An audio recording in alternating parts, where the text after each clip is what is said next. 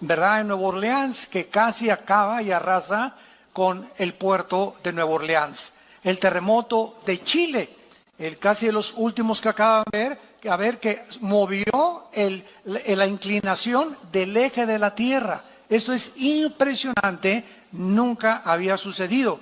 El terremoto en Haití, la ciudad de Puerto Príncipe completamente devastada. Y ahora tenemos en este año el huracán Harvey en Houston. Gracias a Dios que en Dallas no nos llegó. Llegó en toda la costa del Golfo de México, del Atlántico. Houston, la mitad de la ciudad o más de la mitad completamente inundada. Imagínate levantarte en la mañana, que el agua te llegue simplemente al nivel de las rodillas. ¿Qué haces?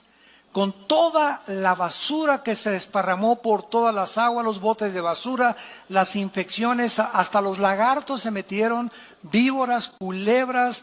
Nadie podía meter las manos al agua sin antes y agarrar una torta o algo porque estaba infectadísima.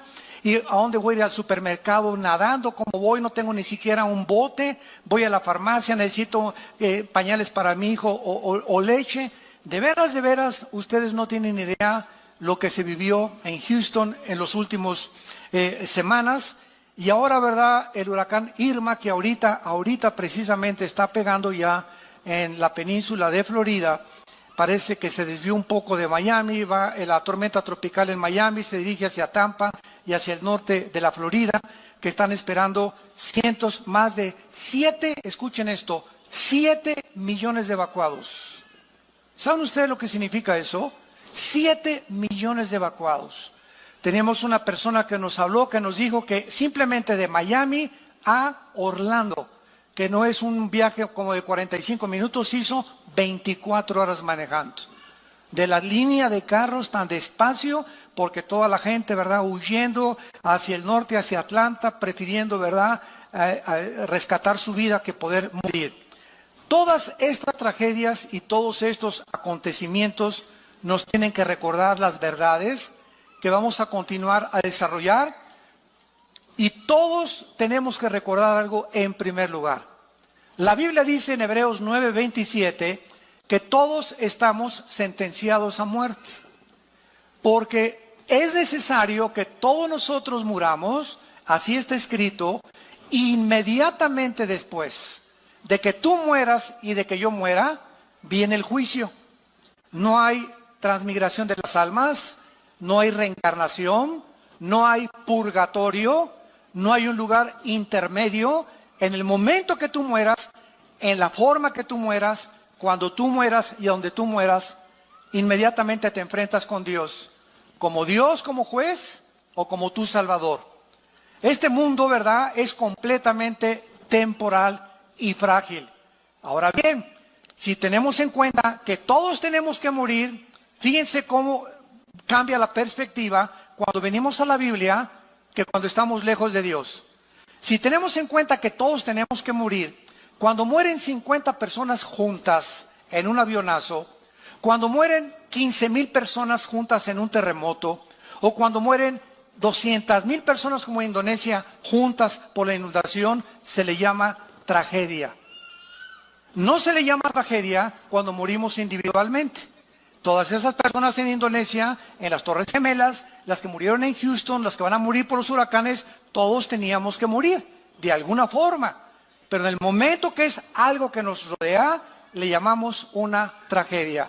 Porque todos quisiéramos morir en una cama, con una enfermera guapa, con aire acondicionado, con un plasma de televisión ahí en tu cama, y que dijeras, adiós mundo cruel, ya nunca te veré. Sin embargo, no es así. Entonces tenemos que recordar que la forma como tú y yo vamos a morir no depende de nosotros. Ya sea un avionazo en la panza de un tiburón, un ladrillazo de un terremoto que te cae en la cabeza, un accidente de tránsito, una bala perdida, un asesinato, cáncer, enfermedades, todos tenemos algún día que morir. Así que no nos espantemos cuando las personas mueren. No nos tome por sorpresa, porque no puedes tú evitar que ninguna persona viva eternamente. Esta realidad es inevitable porque muchas personas acusan a Dios por la forma como muchos seres humanos mueren. Ahí no tenían por qué morir en ese avionazo. No tenían por qué morir el 45% de los niños en Indonesia que murieron con el tsunami. ¿Sabes una cosa?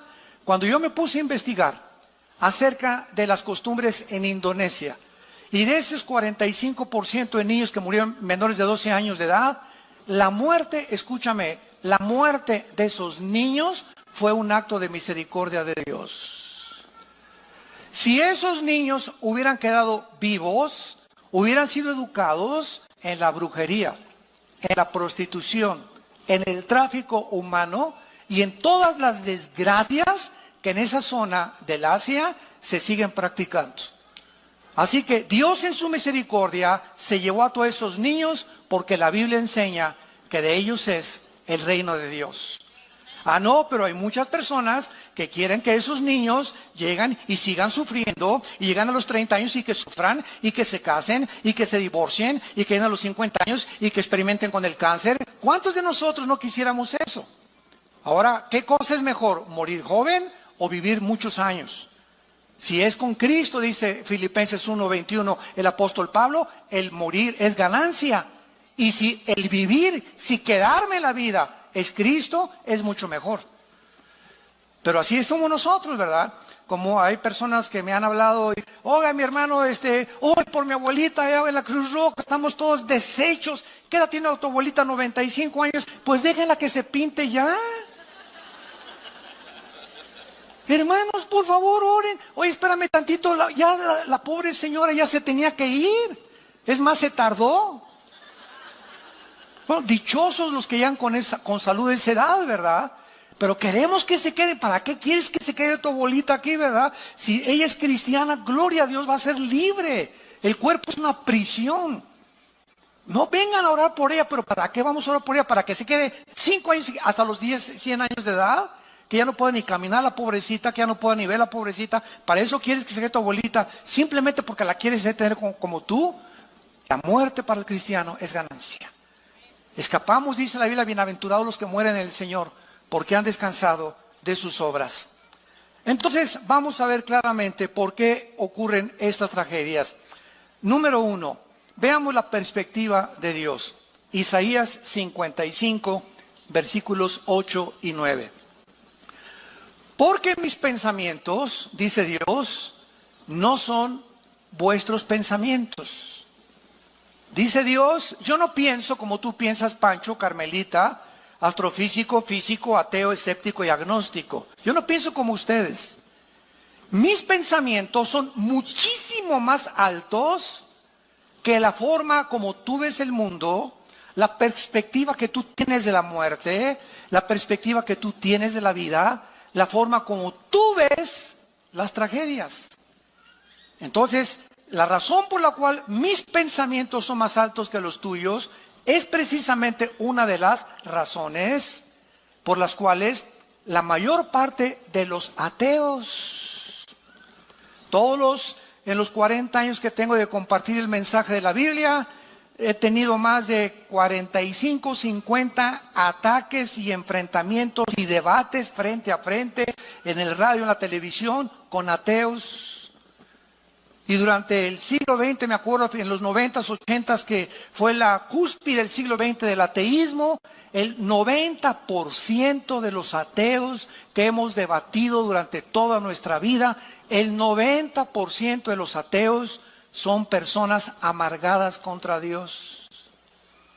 Que algo les pasó en su vida, que se enojaron contra Dios porque no pudieron encontrar una respuesta, y como Dios no les contestó porque no sanó a mi hermano, y cuando yo era joven dizque era cristiano, iba a la iglesia y le oré por mi mamacita y mi mamacita se murió, pues ahora ya no creo en Dios. Qué terrible que el hecho de no entender a una deidad y la forma como Él opera en el mundo llegue a los seres humanos a la conclusión de decir, pues es que yo puedo ser más sabio que tú, Dios, y yo si fuera tú, yo no haría lo que estás haciendo, ni permitiría las cosas que estás haciendo, pero papá, tú no eres Dios, ni yo soy Dios tampoco. Entonces, siguiendo una lógica elemental y asumiendo que Dios es un Dios todopoderoso y que si existe forzosamente, imagínate nada más, somos chapulines comparados con Él. Como si un niño le preguntara a Alberto Einstein: oye Alberto, explícame la fórmula de la teoría de la relatividad, E igual a mc al cuadrado. La energía igual a la masa por la velocidad de la luz al cuadrado. ¿Qué le diría Alberto Einstein al niño chamaco con cabeza de ostión? Tienes 3 años, 4 años, aunque te la explique no lo vas a entender, porque tienes que pasar aritmética, cuadrados, resta, multiplicación, logaritmos, cálculo integral, álgebra, matemáticas cuánticas. Y entonces cuando evolucione tu mente, no es de que tengas una mente, la mía, la diferencia entre mi mente y tu mente, chamaquito, es que yo estoy más desarrollado que tú. Necesitas más años para comprender. Pues así son las cosas espirituales también. Con la mente de chapulín que tenemos, queremos entender a una deidad superior a nosotros y pedirle cuentas. Y la Biblia le llama soberbia, soberbia intelectual. Cuando miramos la vida desde la perspectiva de la eternidad, lo que a nosotros nos puede parecer, síganme con mucho cuidado, lo que a nosotros nos puede parecer como tragedias, muchas cosas realmente a los ojos de Dios no lo son. Veamos un ejemplo, el más grande de toda la historia humana, la muerte de Jesucristo. Cristo, cuando estaba colgado y con sus manos abiertas en la cruz, ahí abajo de la cruz había 2 grupos de personas principalmente. Un grupo se llamaban los religiosos. Otro grupo, los griegos, los intelectuales de esa época. Ante los ojos de los religiosos, el hecho que ese hombre colgara en la cruz era una maldición. Porque en el libro de la Torá, en el libro de Deuteronomio, en el Antiguo Testamento, está escrito, maldito el que muere colgado en un madero. Entonces, los fariseos chocaron y vieron que eso decía la ley y la experiencia decía otra cosa. No, es que a los ojos de la ley, tú eres maldito, tú no puedes ser nuestro Mesías. Era una locura para ellos ni siquiera considerar que la muerte de Cristo era para la salvación de los seres humanos. Y los griegos, por el otro lado, al ver a Cristo colgado en la cruz, de acuerdo a la filosofía griega, que dominó 150 años en el siglo de oro antes de Jesucristo, los dioses de Neptuno y los dioses de Zeus y los dioses, los titanes de los griegos, era imposible que en toda la mitología griega pudiera existir ninguna historia en la que un padre o un dios tratara de matar a su hijo o no rescatara a su hijo cuando estuviera sufriendo de manos de los humanos. Entonces Dios, en su infinita sabiduría, nos dice en la primera carta a los Corintios, y este pasaje fue uno de los pasajes que me ayudaron a mí a convertir mi alma a Cristo antes de que yo mismo era ateo, fui ateo antes de ser cristiano. Y a mí me confundían todas estas cosas, lo mismo que a muchas personas que nos escuchan. Dice en 1 Corintios capítulo 1, versículo 21 en adelante: porque ya que en la sabiduría de Dios, el mundo no conoció a Dios mediante la sabiduría, agradó a Dios salvar a los creyentes por la locura de la predicación. Porque los judíos piden señales, piden milagros, y los griegos buscan sabiduría. Pero nosotros predicamos a Cristo crucificado, para los judíos ciertamente tropezadero, y para los gentiles locura. Mas para los llamados, judíos como griegos, Cristo poder de Dios y sabiduría de Dios. Porque lo insensato de Dios es más sabio que los hombres, y lo débil de Dios es más fuerte que los hombres. Vemos nosotros que la muerte de Cristo fue una acción que Dios determinó, que Dios escogió de una forma voluntaria para enloquecer la sabiduría de los seres humanos. Lo hizo a propósito. Entonces, ante los ojos humanos, ese hombre colgado en la cruz era una tragedia. ¿Cómo es posible que las espinas y la sangre que Dios, si Él es el Hijo de Dios, ¿por qué su Padre dice que su Padre es Dios? ¿Por qué no lo arrebata? ¿Por qué lo dejó que sufriera tanto? Esa era la perspectiva humana, pero detrás de eso que parecía tragedia ante nosotros, se escondía detrás de eso la sabiduría de Dios. Se escondía la mente de Dios. Se escondía el plan más grande de toda la redención humana. Porque Dios escoge lo insensato para nosotros, para tratar de enloquecer nuestra propia sabiduría y nuestra forma de pensar. Porque ningún ser humano, como acabamos de leer, a través de la investigación científica o de un análisis intelectual o clínico o filosófico, nunca un ser humano podría llegar a conocer a Dios. Dios tuvo que bajar del cielo hace 2000 años en la persona de su Hijo Jesucristo. Y Jesucristo tuvo que venir a revelarnos al Padre. Él lo dijo en Mateo 11, nadie conoce a Dios más que el Hijo, y a quien el Hijo lo quiera revelar. Así que el mensaje es el siguiente: cualquier persona que nos escucha que quiera conocer a Dios, nunca lo vas a conocer si antes no conoces a su Hijo. Es Cristo el que reveló al Padre. Es Cristo el que actuó bajo el Padre. Es Cristo el que hacía los milagros a través del Padre. Él vino a revelar al Padre. Y el que agrada al Hijo y conoce al Hijo, comienza a conocer quién es Dios, quién es el Padre.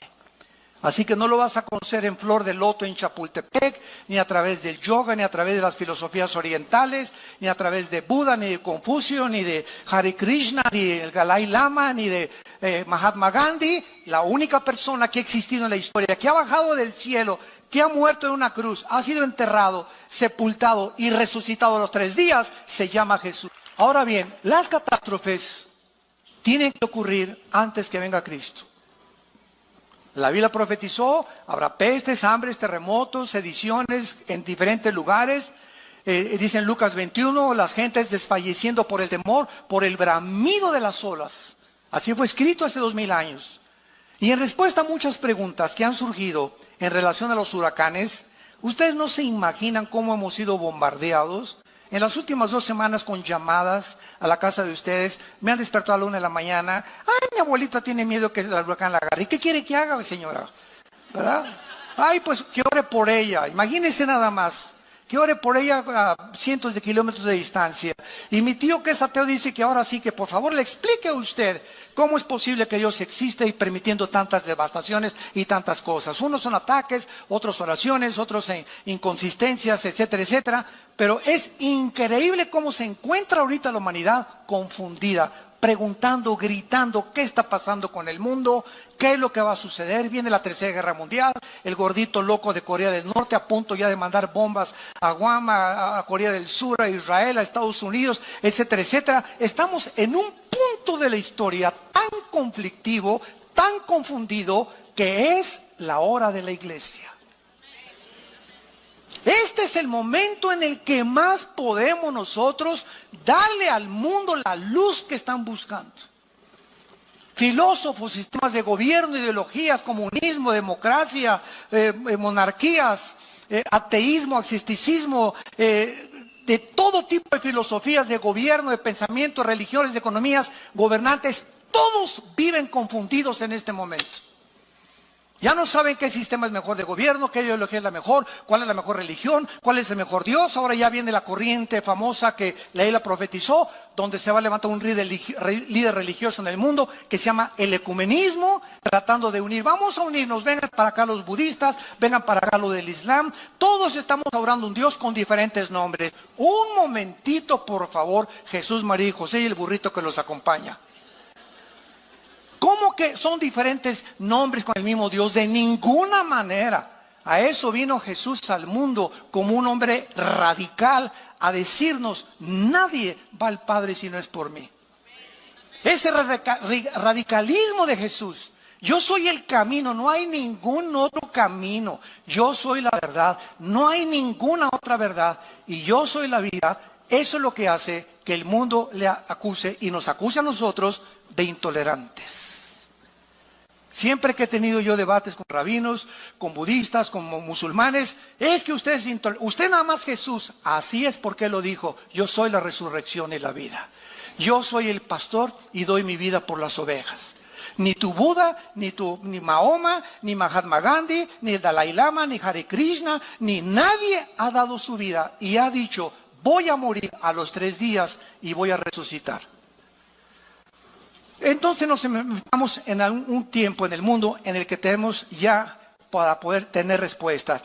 Todos tenemos que morir, ya lo vimos, y la pregunta no es si vas a morir, porque ese es un hecho, esa es una verdad. La pregunta es: ¿estás tú preparado para el día que Dios te llame a encontrarte con Él como juez o como salvador? Yo te pregunto en esta mañana, y a los que nos escuchan, no importa que sea tsunami, que sea un accidente de tránsito, todos tenemos que morir. La pregunta es: ¿estás preparado para morir?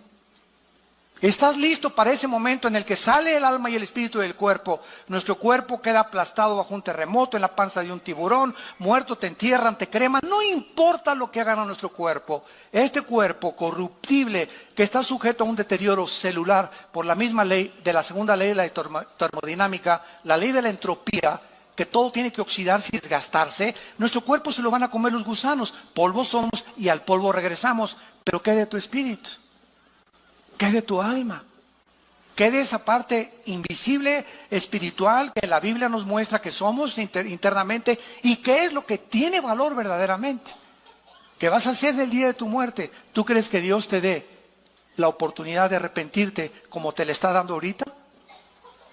Número 2. Las tragedias nos enseñan también a valorizar la vida. ¿Saben ustedes qué palabras expresaron las personas que fueron evacuadas ahora? Mi esposa y yo lo veíamos continuamente en la televisión, en el huracán Harvey en Houston, Texas. Nadie estaba lamentando: mi televisión se quedó allá, mis palos de golf, mi caja con mis joyas. Todos los que iban en los botes y cuando venían los helicópteros a rescatarlos, lo único que ellos estaban realmente lamentando eran si había familiares que se hubieran ahogado. Pero en cuanto veían a un hijo, o ahí está mi papá, o ahí está mi mamá, no les importaba nada de lo que había sido destruido, ni cómo van a enfrentar el futuro. Mamita, me importa que tú estés vivo, hijos, estamos vivos, somos una familia, vamos a seguir adelante. Ellos comenzaron a valorizar que verdaderamente lo único que tiene valor es la familia. Las caras de alegría: ahí estaba mi mamá y salvaron a mi hijo. Y hasta por el perro estaban contentos que lo habían salvado. Ninguno de ellos comenzó a decir: ¿por qué no sacaron mis palos de golf? ¿Por qué no me sacaron las refacciones que tenía en mi garage? Nadie lamentaba su televisión, su carro o sus bienes materiales. Se lamentaban por la gente perdida, ahogada, y se alegraban por sus familiares salvados. Jesús dijo en Lucas 12:15: la vida del hombre no consiste en los bienes materiales que posee. No importa lo rico que hayas alcanzado en esta vida, ni los millones que hayas logrado. ¿Sabes una cosa? Todo eso se va a deshacer como la polilla. Y quiero decirte algo: Dios ha ido advirtiendo lo siguiente: Dios no está en contra de los ricos. 1 Timoteo capítulo 6:17 no les dice que vendan todo, les dice que no es el dinero el pecado, sino el amor a lo que tienen, que no guarden de más. Entonces, recordamos 2008, la bolsa de valores trae 777 puntos. 62 billonarios, no millonarios, billonarios se suicidaron. Oiga, pero si tenían, no millones, billones, pero no los tenían debajo de la almohada ni el colchón. Todo ese dinero que tú crees que los ven los millonarios, lo tienen invertido. O bienes raíces, propiedades o en acciones. Y se desploman las acciones y se quedan completamente en la ruina. Y como todo su corazón y toda su motivación era el dinero, mientras tuvieran ese dinero, dormían a gusto, desaparece donde tenían puesto su corazón, en una fábrica de ídolos, y cuando el ídolo se derrumba, ellos ya no quieren seguir viviendo. ¡Qué tristeza! Dios deshace como polilla, dicen los salmos, lo más apreciado del hombre. Todas esas personas en Houston, ¿Cuándo se imaginaron que de la noche a la mañana, se iban a quedar con los chones con que salieron de su casa? Y no fue eso todo el susto, escuchen esto. Descubrieron días después que las compañías de seguros no aseguran casas por inundación para acabarla de amolar.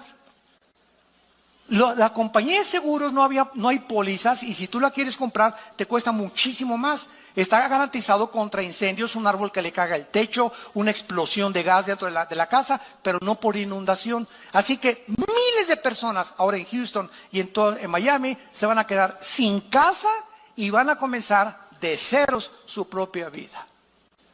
Perdieron sus pasaportes, perdieron sus identificaciones, su seguro social, perdieron todo absolutamente de la noche a la mañana.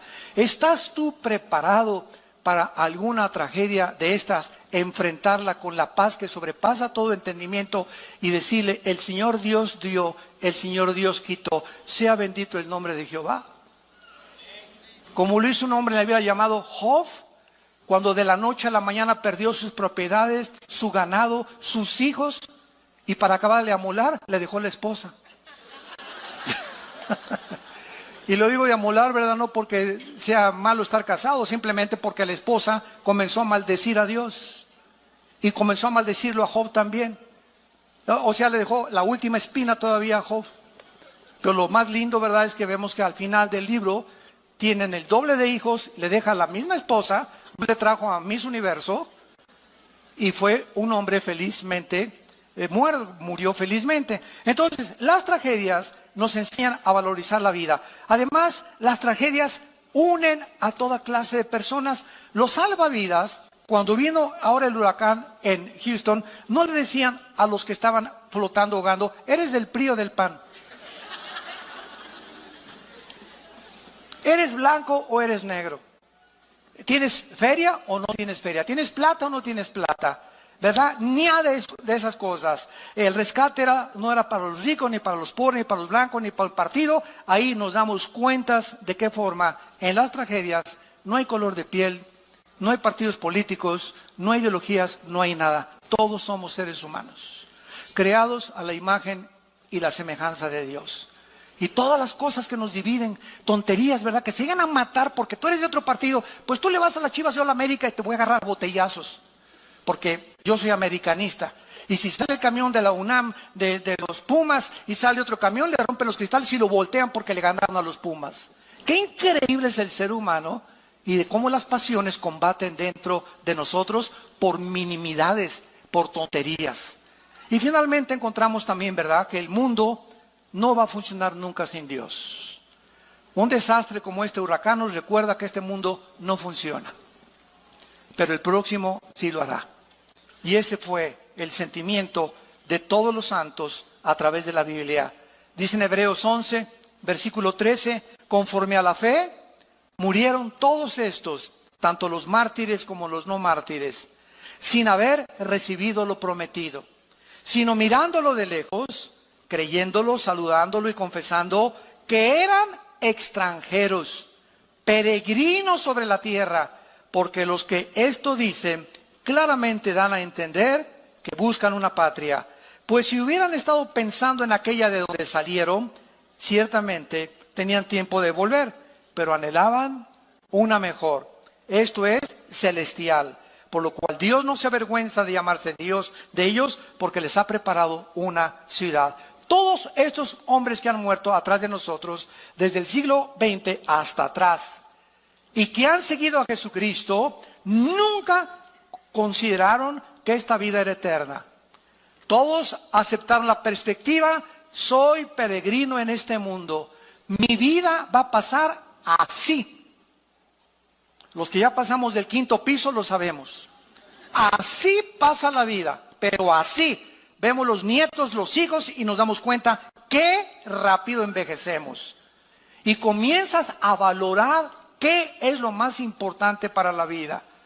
Y nos damos cuenta la vanidad, la vaciedad, la falta de propósito y de sentido que la mayor parte de los seres humanos tienen. Todos luchando. ¿Qué vas a estudiar? ¿Una carrera? donde pueda haber más feria. ¿Y de quién eres compadre? De mi compadre el diputado, que me va a ayudar a conseguir un puesto para poder seguir robando. ¿Y qué es lo que anhelas en la vida? Hacer dinero. Ser como Steve Jobs y fundar una opción como Apple. Y ganar dinero por acá o ser un músico conocido. Y ya cuando alcanzas esto, van a ustedes a concluir como están concluyendo las estrellas de televisión. Porque mi adrenalina y la forma en la que me sostiene es el público, y sin público yo me moriría. ¿Qué hace un gobernante cuando fue presidente de la República y sale? ¿Ahora qué sigue? ¿Qué sigue? ¿Cuál es el monte a escalar? ¿Cuál es el monte a escalar cuando Elvis Presley descubrió, verdad, de que la vida era fatua, con millones de seguidores, con mujeres, y comienza a drogarse? Michael Jackson y todos los artistas, deportistas, boxeadores, políticos, que llegan a los 40, 45, 50, alcanzaste lo que querías, ¿y después qué? Sigues vacío internamente, te das cuenta que te falta algo, porque no hay nada, como dijo Jesús a la mujer samaritana, de esa agua volverás a tener sed, pero el agua que yo te doy será una fuente que salte para ti en vida eterna. El hombre es vano en su forma de vivir. Siempre el dinero y el show y por aquí y el fashion y esto y el otro. Y siempre estamos pensando en nuestras cabezas tan llenas y de repente sin que te des cuenta, ¡pum!, llega la muerte. Y todos tus planes, todos tus pensamientos, todas tus ambiciones, como el vapor, ¡brum!, se desvanecen y estás delante del trono de Dios. ¿Qué hiciste con tu vida, hijo? Carlitos, Pancho, Carmelita, Lupita. ¿Qué hiciste con tu vida? Pues nada. Y esta es la forma en la que la Biblia nos advierte que algún día tenemos que entregar cuentas a Dios. Ahora, muy bien, veamos ahora clásicamente la muerte de los niños. La Biblia nos enseña que todos los menores de edad, cuando mueren, por no ser responsables de sus acciones, ellos están cubiertos por la sangre de Jesucristo. Síganme con mucho cuidado. La inocencia de Adán no se compara con la inocencia de un niño después del nacimiento de la raza humana. La inocencia de Adán era una inocencia sin culpa legal. En otras palabras, Adán no fue creado y traía en su pasado culpa que expiar. Nació sin absolutamente nada en la que yo no le podía decir, pues tengo que pagar por ti y etcétera, etcétera, porque él no había pecado. Pero de Adán a nuestros días, todos los niños que nacen inocentes, pero con una culpa de por medio. Porque todos nacimos en pecado. En pecado nos engendró nuestra madre, Salmo 51. Hemos todos nacidos alejados y destituidos de la gloria de Dios. Pero esa culpa con la que nacieron los niños, la Iglesia romana le llama el pecado original. Y cuando los bautizan, ellos enseñan, cosa que no está en la Biblia, que se les borra el pecado original. No importa cómo se porten después, hayan sido borrachos, parranderos y jugadores, ellos ya desde niños ya tienen el pecado original por el bautismo, ¿verdad? Esto es una barbaridad a la luz de la Biblia. Entonces, ese pecado original, que es el con el cual nacimos, al adquirir conciencia, los niños, 7, 8 años de edad, comienzan a adquirir responsabilidad de los padres para que les den el plan de la salvación y a esa edad rescatarlos de esa culpa para que no crezcan en su adolescencia con ella, que crezcan con Cristo a los 7, 8, 9 años de edad, tal vez ya hasta muchos antes, y poder comenzar a encaminarlos en caminos que conducen a la justicia, la santidad y la verdad de Dios. Qué grande responsabilidad ser padre de familia, qué enorme responsabilidad. Ahora, la muerte para el cristiano, ¿verdad?, es muy diferente. No importa cómo muramos, no importa las tragedias que atravesemos, la Biblia nos llena de esperanza. Por ejemplo, el Salmo 116, apúntalo, porque te puede servir para las personas que mueren y leérselo. Dice el Salmo 116, versículo 15, estimada es a los ojos de Jehová la muerte de sus santos. Cuando un cristiano muere, Dios y los ángeles dicen, alabío, alabao, alabim bomba, ya viene, ra, ra, ra. Y aquí, ay, ¿para qué te lo llevaste?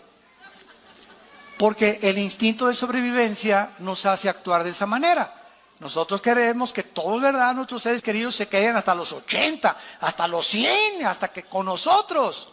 Porque esa es la tendencia del ser humano. Porque no sabemos qué hay después de la muerte. Pero Jesús vino a quitarnos la cortina, a descorrer el velo y mostrar que cuando un cristiano muere, no se imaginan el paraíso a donde están nuestros seres queridos, o hermanos o hijos que se hayan muerto. Ellos se encuentran, qué Disneylandia, ni qué Renoventura, ni qué nada, ni qué Riviera Maya, se encuentran descansando, contentos, con el pandero, alegres, en un lugar millones de veces mejor que este basurero de planeta donde tú y yo vivimos. Pero queremos que regresen y se queden con aquí. Hay hermanos que también han dicho, hermano, ayúdame a resucitar al muertito. Es cristiano, sí, déjenlo, ¿para qué se va a dar un susto si regresa?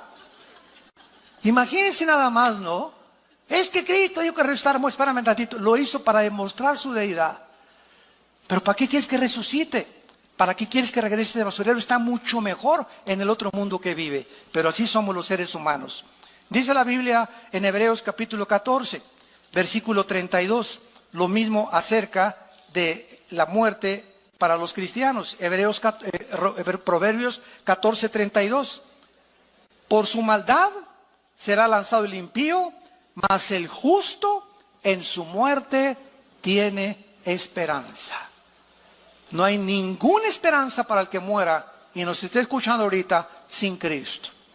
Si tú mueres en este momento que escuchas este mensaje, hoy en la tarde, o tal vez dicen que vienen terremotos más grandes a México, te cae un ladrillo de la chimenea en tu cuarto y no amaneces mañana y no te volvemos a ver.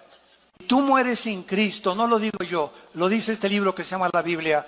Tú vas a ser condenado eternamente, lejos de la presencia de Dios. Y cuando estés en la otra vida, siempre recordarás que Dios te habló a tu corazón en esta mañana. Y yo estoy seguro que cuántos de ustedes, y hay cantidad de millones de personas que ahorita no están escuchando, que Dios les está hablando por última vez. Que ya no va a tratar Dios con tu vida. Te ha hablado muchas veces, pero por tu corazón endurecido amontonas ira para el día del juicio justo de Dios. Y vemos también en Isaías 57, este pasaje me encanta. Isaías 57, perece el justo y no hay quien piense en ello. Los piadosos mueren y no hay quien entienda que delante de ellos la aflicción ha sido quitada. Entrará en la paz, descansarán en sus lechos todos los que andan delante de Dios. Y así es la vida. Muere un artista y hasta Bellas Artes y rodean y mariachis y 10,000 personas y viva por aquí, por allá, y muere por allá San Francisco de Asís y las ratas lo acompañan al entierro. Así es la vida. Y muere un presidente, y muere un cantante, y muere este, y muere por aquí, por allá, y las televisiones y todo, y entrevistas, y cómo murió, y murió de un pasonzototote de drogas, murió de un pasontote de alcoholismo, murió porque mató a su esposa, y mató a su esposo, y se envenenaron, o lo que quieras, pero la gente los levanta, y lo que los hombres tienen por sublime, Dios lo tiene como abominación. Y así es la vida. No nos sorprendamos, porque el mundo alaba y exalta a aquellos que no merecen, pero para ellos fueron buenos, por lo que fueron buenos futbolistas, buenos cantantes, buenos artistas, buenos políticos. No digo que todos, pero así es la forma como la Biblia nos dice. Muere el justo y no hay ni siquiera que se acerque a su cementerio. Ahora vamos a ver nosotros qué es la diferencia cuando nosotros vivimos a la luz de la eternidad. ¿Qué diferencia tan grande? Cuando una persona ha aceptado a Jesucristo como su Señor y Salvador, y las personas que le han rechazado. El cristiano es una persona que no tiene ninguna religión. ¿Sí me escucharon, verdad? Tú puedes ser evangélico, puedes ser bautista, puedes venir a Vida Nueva, puedes ser bautizado, remojado y colgado, puedes ser mormón, testigo de Jehová, adventista del séptimo día, católico. No me importa el título de la botella que tú le has puesto a tu vida. unos católicos, otros protestantes, otros mormones, etcétera, etcétera. Cuando venga Cristo, nunca va a haber el título ni la religión a la que perteneces, sino qué está dentro de la botella. Así que no importa el título, que pues yo no soy católico, pues porque me bautizaron y crecí en un lugar católico. ¿Sabes una cosa? Tú puedes ser católico e irte al infierno.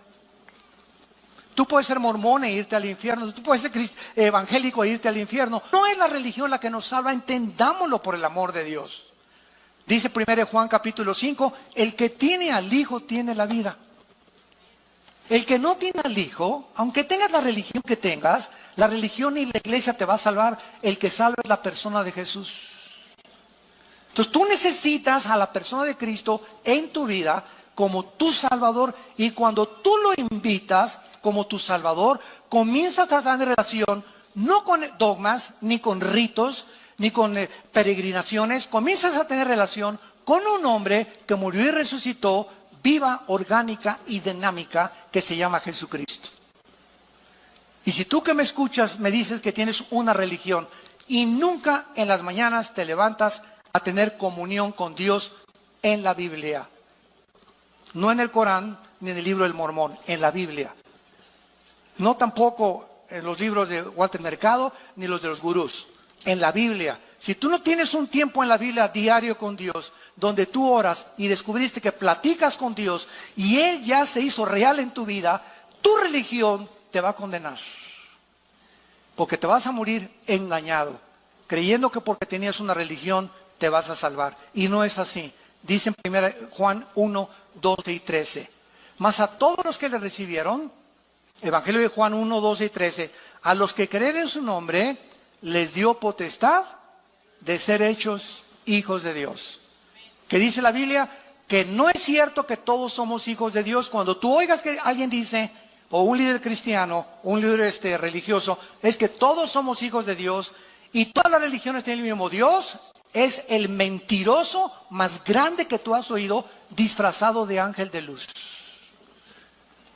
Todos somos criaturas de Dios, pero la Biblia dice que los que reciban a Cristo, a esos, no a todos, a esos Dios les da el poder de llamarse hijos e hijas de Dios. Un día estuve en un convento con unas monjitas, y yo amo las monjitas, ¿verdad? Y me encantan, y también con curas, platicamos con todo mundo, ¿verdad? Y siempre nos debe mover la compasión, la misericordia, porque nosotros antes de ser cristianos, pues navegábamos también en diferentes barcos y teníamos diferentes ideologías. La raíz es la ignorancia de la Biblia. Entonces cuando hablo yo con un religioso, ¿verdad? Como les dije una vez, estaba en un convento y me dice la Madre Superiora, oiga, doctor Alducin, quiero que ore por mí para recibir al Espíritu Santo. Y había como 7, 8 monjitas detrás de ellas, bien lindas, todas así con la carita, así parecían florecitas, todas así. Y le dije, oiga, ¿qué están haciendo aquí en primer lugar? ¿Cómo que qué estamos haciendo? Le digo, ¿qué están haciendo aquí encerradas? En un convento. ¿Por qué no salen? Es que aquí estamos buscando a Dios. ¿Dónde sacaron eso? Les dije. ¿Tiene la Biblia? Bueno, ¿tiene una Biblia? Preguntó la Madre Superiora. Y no encontraba la Biblia las pobrecitas, ¿no? Bueno, yo llevaba la mía y se las abrí, ¿verdad? Y les dije, si quieren, tráigame la de ustedes, la Torres Amado, la Nácar Colunga, las versiones católicas. Todas dice lo mismo. Y claramente lo dice, ¿verdad? Que Jesús dijo, id y predicar el Evangelio. Pero el diablo las ha engañado y las ha encerrado, porque encerradas, ¿a quién le van a predicar? Se voltearon a ver unos a otras. Ah, pues sí, ¿verdad? Para no hacerse el cuento largo, esa Madre Superiora ahorita es misionera en el Brasil, cristiana, hija de Dios. Dejó el convento y dejó todo. El Dios le abrió los ojos. Gracias a Dios.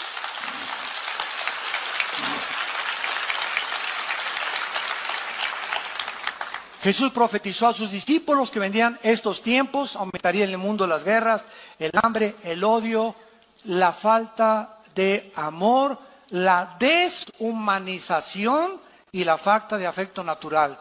Y el síntoma, damas y caballeros, para terminar, más grande de descomposición social.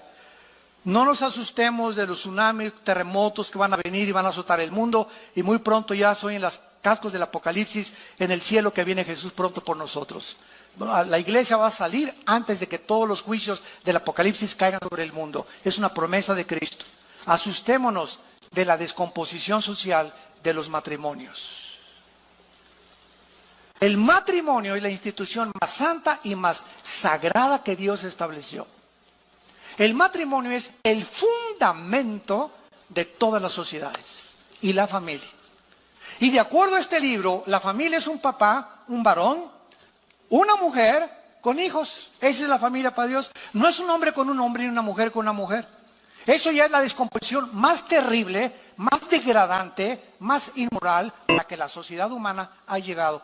Como un síntoma de que la sociedad ha llegado a los juicios de Dios.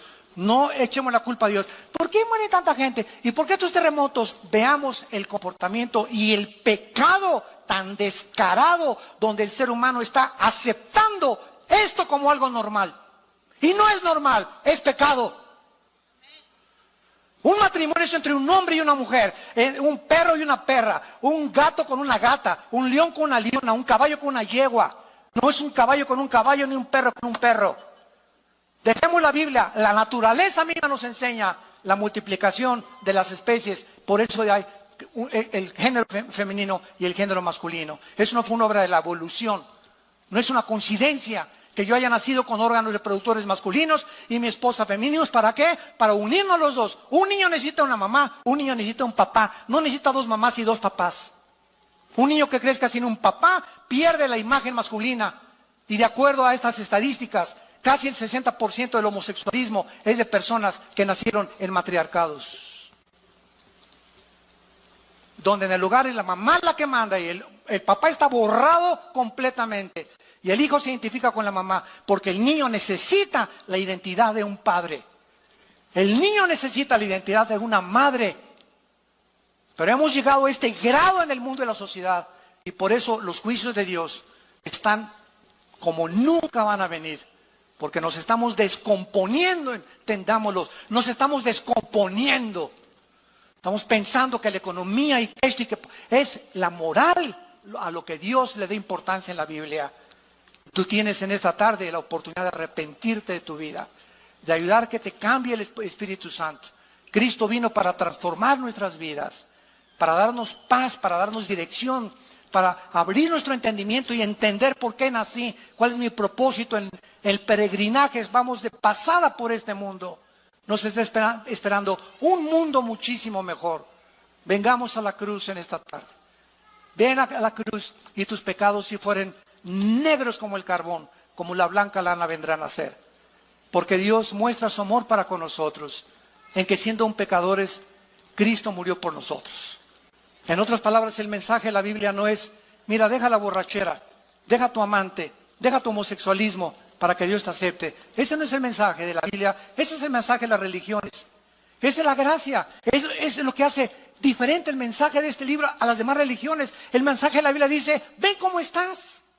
Eres homosexual, ven a la cruz. Cristo murió por ti, por los pecadores, no vino por los buenos. Eres borracho, parrandero y jugador, eres un adúltero, eres adicto a la pornografía. Ven a la cruz, así como estás.